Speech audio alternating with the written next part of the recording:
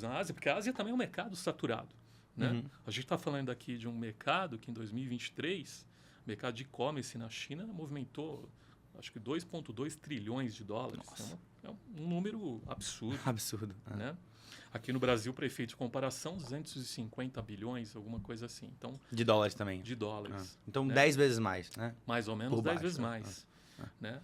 Então, quando eles enxergam esse mercado, um mercado de 200 milhões de pessoas, né, aproximadamente, o CT deve ter aí em torno de 120, 150 milhões de consumidores em potencial, Sim. de vários níveis diferentes, né? Mas onde você tem uma infinidade de possibilidades ainda para serem exploradas. Né? E o mercado asiático é um mercado muito criativo, né? Justamente porque é um mercado extremamente competitivo, diferente do mercado latino-americano, né? Que, sem tirar o mérito desse mercado, que eu acho fantástico também, né? Mas a gente está falando de um mercado absurdamente competitivo. Sim. Né?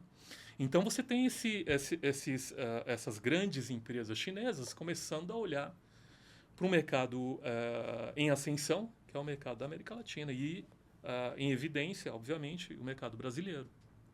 Né? E esses caras querem vir atuar aqui num mercado extremamente complexo. Né? Nós sabemos disso.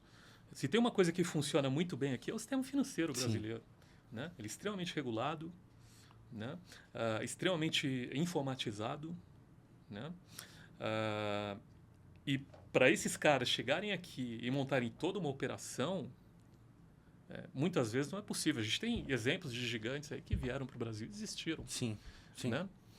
E em vários segmentos, né? Não só o Exato. financeiro. Tem no financeiro, tem no de delivery, tem no de e-commerce, Perfeito. marketplace. Porque o Brasil tem suas próprias regras, tem sua própria Exato, cultura. tem a sua própria né? complexidade. Né? E isso exige uma expertise. Né?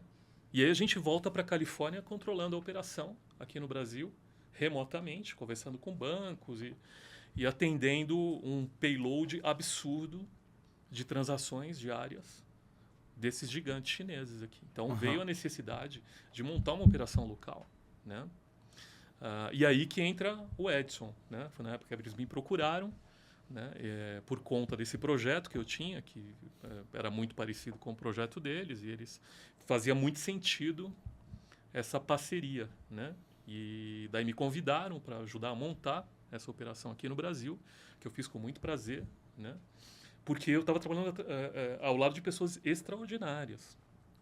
Eu estou falando aqui de engenheiros ex-Google, ex-Meta, ex-TikTok, ex-Microsoft, mentes brilhantes. Sim, assim. e com um mindset total growth hacking, né? Total growth hacking, né? Com toda a flexibilidade de uma startup. Sim, né? sim. Então, você tem ali um diferencial enorme, né?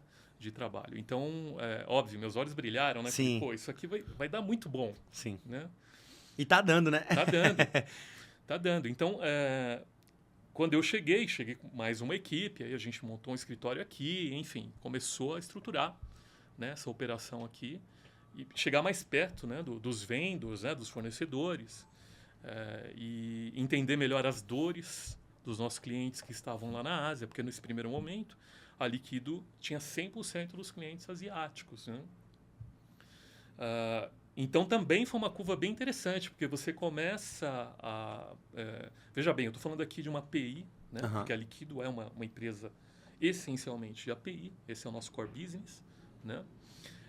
Montada por mentes geniais. Né? E eu estou falando aqui dos meus colegas da Califórnia, porque são pessoas fora da curva, Sim. de verdade. Né? Mas que, no final do dia, eles não tinham conhecimento suficiente do ambiente brasileiro, da realidade brasileira, né? De toda a parte regulatória, né? Que é de bem todos específica. os avanços. E ali a gente está falando do Pix numa espécie de piloto, né? Porque o Pix estava sendo testado ali no começo. O Banco Central estava fazendo uma série de testes. Né? Testava uma coisa, aparecia um monte de fraude, não sei o quê.